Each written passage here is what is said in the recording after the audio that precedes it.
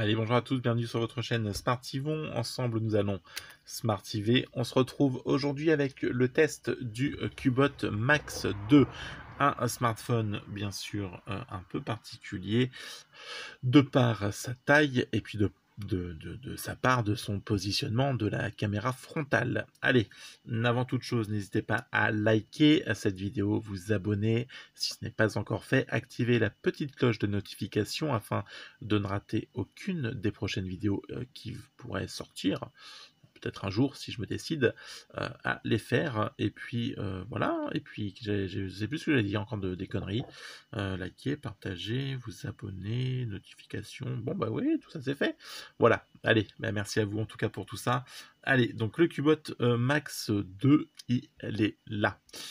Ici, c'est un... Oh putain, j'ai appuyé dessus. Quel boulet. Oh, oh.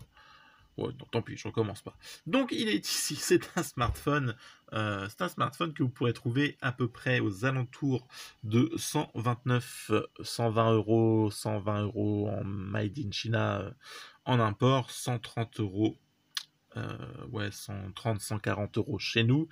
Un smartphone en 6,8 pouces pour l'écran. Et oui, messieurs, dames, c'est donc une phablette, comme on dit ça, un Helio P22 octa-core en 4 Go de RAM, 64 Go de stockage pour la partie processeur. Donc Helio P22, c'est clairement un processeur entrée de gamme. On tournera sur un score en tout aux alentours de 80 000. Une grosse batterie de 5000 mAh. Il n'est pas full band, il lui en manque une, on reviendra dessus juste après. Un poids de 214 grammes, c'est un smartphone qui se fait sentir en poche, mais effectivement, il est quand même assez bien calibré en 6,8 pouces, donc il pèse son poids le coco. Un capteur en 12 mégapixels pour le principal à l'arrière. C'est un capteur Sony, un 8 mégapixels pour la partie selfie qui est donc juste ici. On le retrouvera, voilà, comme ça, vous le voyez, elle est là, la partie selfie, donc juste ici. Donc c'est un 8 mégapixels. C'est un smartphone qui est sorti il y a un an, voilà. Un écran LCD IPS, une résolution en 640 par 1352. Donc c'est ça qui va venir pêcher, c'est-à-dire que les vidéos, vous ne pourrez pas les passer en HD, elles seront maximum en 480. Quand vous regardez par exemple une vidéo YouTube, eh bien vous ne pourrez pas aller en 720p, vous serez cantonné au 480 maximum. On reviendra dessus, voir si c'est vraiment gênant, on va y revenir. Il est cadencé en 2 GHz, et je voulais juste revenir sur les parties photos. Donc 12 mégapixels et le secondaire, voilà, en dessous c'est un 2. Et puis vous avez le capteur d'empreinte qui est juste en dessous.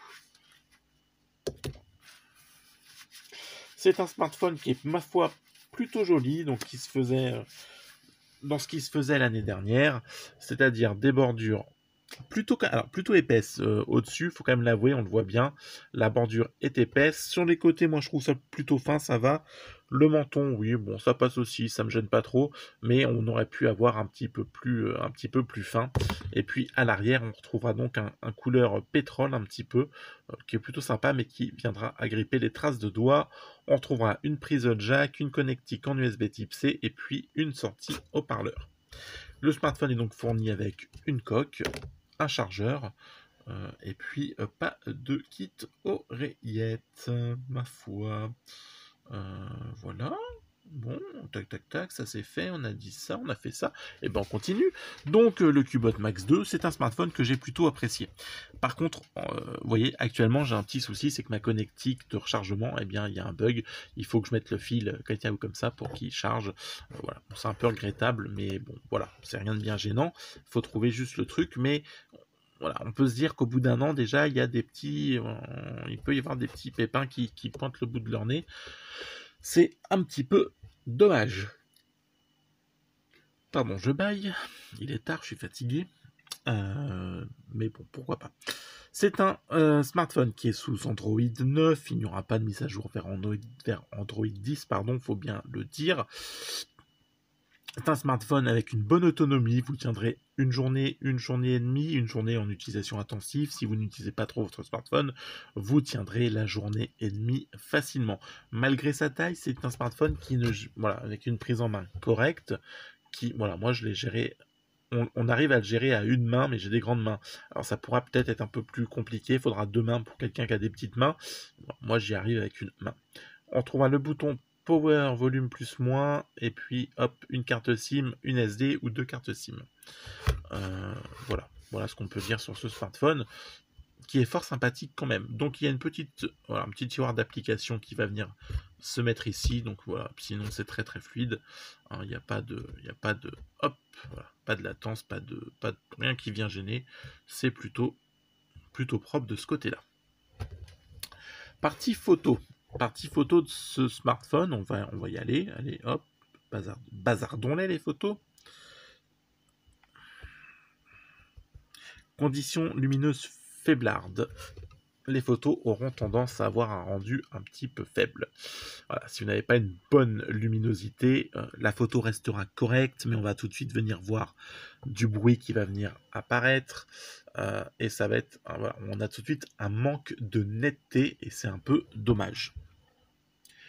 Quand vous êtes, alors ça c'est la vidéo, on regardera après, quand vous êtes en extérieur, et bien là tout de suite, les photos restent correctes, vous aurez des photos avec un joli rendu, voilà, moi qui installe ma pompe à piscine, moi qui fais une photo du Doogie, moi qui fais une photo des écouteurs Bluetooth que je n'ai dans Bluetooth que je n'ai toujours pas encore filmé alors que j'ai fini de les tester. Voilà, on le voit tout de suite quand on le met en contre-champ, il a un problème, voilà, gérer la luminosité. Voilà. Sinon, en extérieur, quand les photos sont bien exposées, quand les sujets plutôt sont bien exposés à une bonne luminosité, l'appareil photo fera le taf. Effectivement, vous oubliez quand vous êtes en mode nuit, etc. Vous n'en tirez rien, ça sera très compliqué. Alors vidéo, j'en avais fait une vidéo. J'essaye de te montrer, mais on voit pas. Voilà, j'essaye de te montrer rien du tout. Je te montre que j'ai installé la pompe de piscine et que ça fonctionne. Et donc là, clairement, voilà, la vidéo fait le taf, une fois encore, quand vous serez bien exposé, dans de bonnes conditions, eh bien, vous verrez que ça fonctionne. Mais il faut avoir de bonnes conditions de luminosité pour avoir un rendu plutôt propre. D'ailleurs, je me dis que je ne m'étais pas mis assez loin parce que du coup, on voyait qu'un bout de ça, de la vidéo là. Donc voilà. Non, sincèrement, quand vous êtes dehors, qu'il y a voilà, un peu gris, un peu de soleil, peu importe, tant que vous êtes dehors et que c'est bien lumineux, voilà, vidéo, photo, vous n'aurez pas de difficulté dessus. Par contre, voilà, dès que vous êtes un peu plus dans le noir, il aura beaucoup de mal à venir gérer ça. C'est un petit peu dommage, mais c'est le seul point noir sur la partie photo. Vous dire que ça sera les meilleures photos du monde, c'est pas vrai. Vous dire que ça sera les photos les plus dégueulasses si vous faites des photos dehors, c'est pas vrai non plus. On aurait pu avoir un mieux, mais on pourrait avoir bien pire aussi. C'est des photos moyennes. Voilà, c'est moyen. Voilà, c'est passable, correct. Voilà, correct. Si on devait lui mettre une note, on lui mettrait correct. Peut mieux faire, mais ça va. Voilà, c'est ce qu'on va lui dire. Allez, partie audio. Partie audio. Partie audio. Et ben c'est correct aussi. On va le voir tout de suite avec une musique libre de droit. Parce que je suis Rapia et que je ne paierai pas de droit d'auteur. La SACEM, non, vous ne m'aurez pas. Allez. À fond. En plein écran.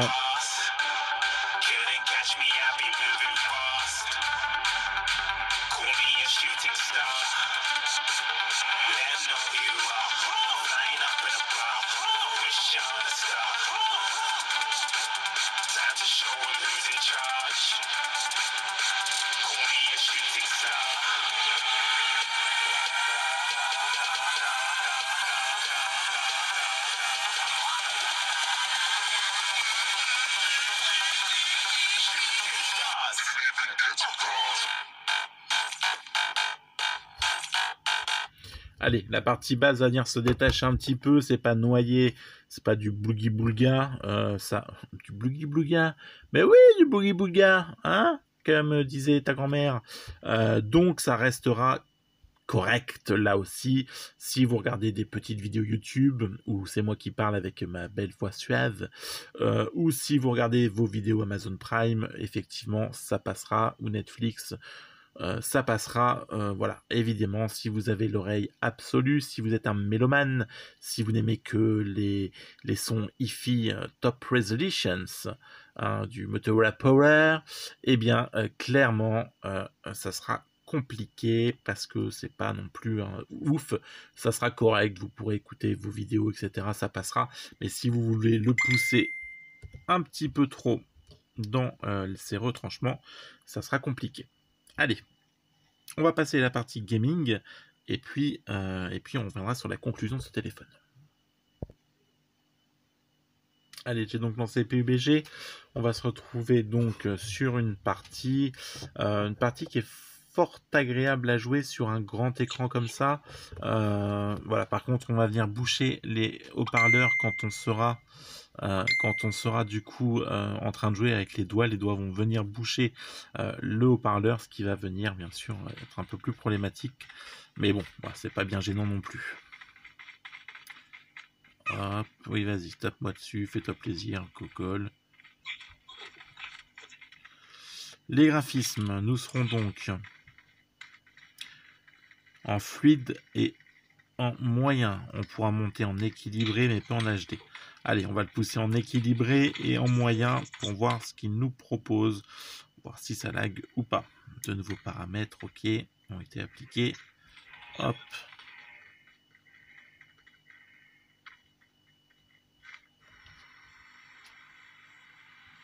Voilà, sachant que si on a quelques lags, on pourra toujours bien sûr revenir eh bien, en position inférieure en termes de graphisme afin de pouvoir venir contrer ces petits lags si jamais on les avait.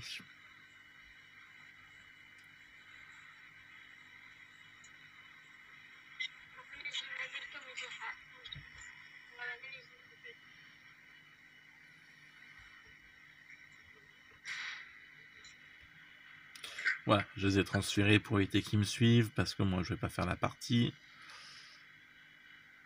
Voilà, on voit que ça réagit.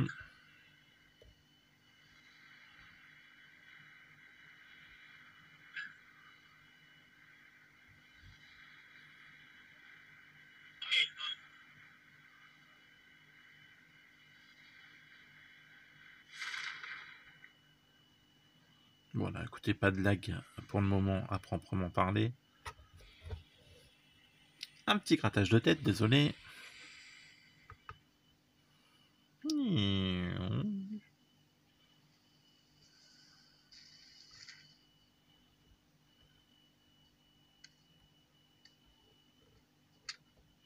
Voilà, donc c'est agréable quand même de pouvoir jouer sur un grand écran.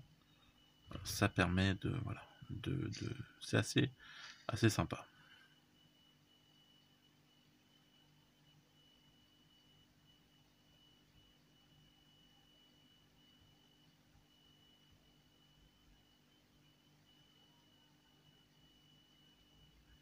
Bon, on n'a pas de lag.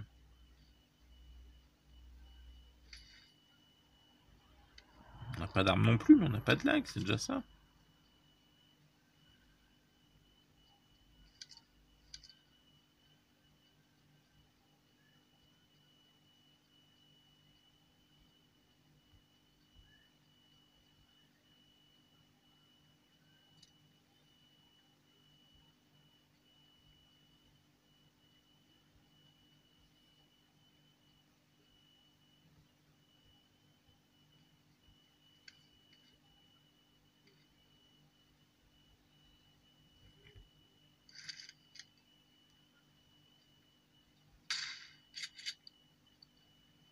Voilà, on va essayer de se signaler.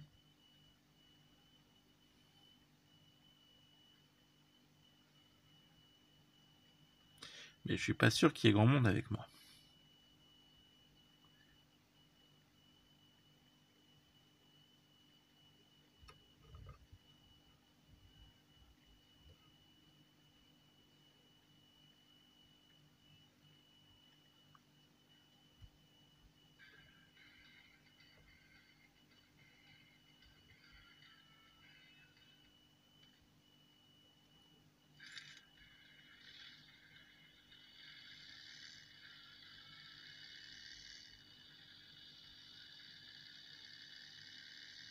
Bon, l'expérience de jeu reste fluide, hein, il n'y a pas de lag, pas de latence.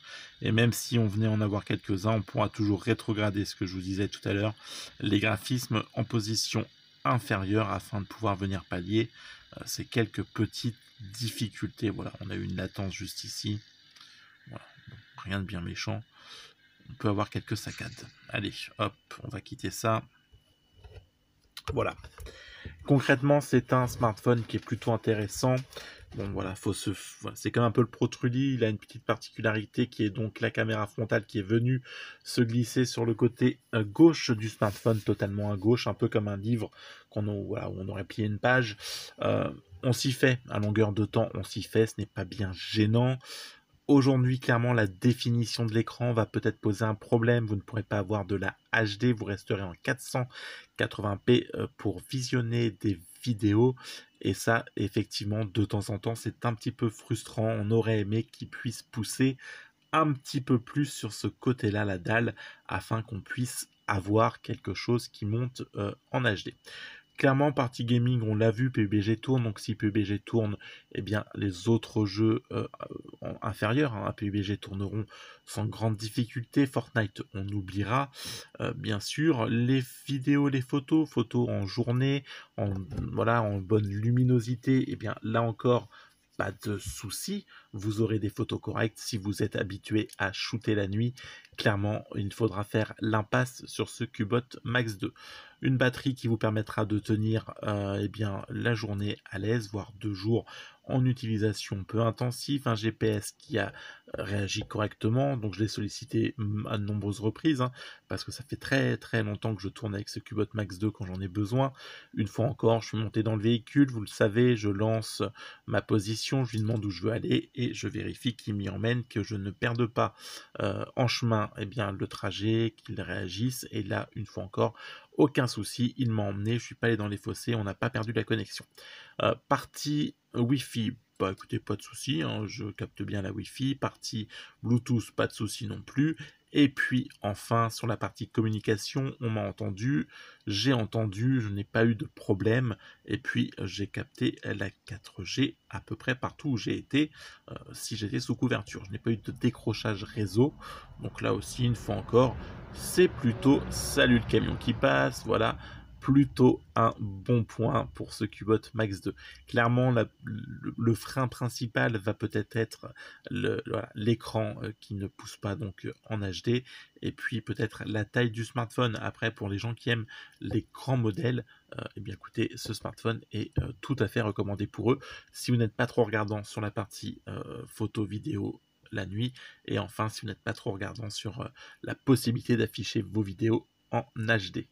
Après, c'est un smartphone qui est plutôt intéressant et que je ne regrette pas. Voilà, il fait partie d'aussi plus ou moins mes préférés sur les smartphones que j'ai pu tester. Allez, merci d'avoir suivi sur ce test. J'espère avoir été le plus complet possible, ne rien avoir oublié. Et bon, vous le savez, hein, je ne suis qu'un être humain et je ne suis jamais à l'abri eh bien, d'en avoir zappé, de ne pas avoir tout dit. Je pense avoir fait le principal. Voilà, si vous vouliez voir d'autres thèmes développés, n'hésitez pas à me laisser un petit com. Je vous remercie. N'hésitez pas à vous abonner, à liker, à partager. Et puis prenez soin de vous. On se retrouve très très vite pour une prochaine vidéo. Allez, ciao, bye bye.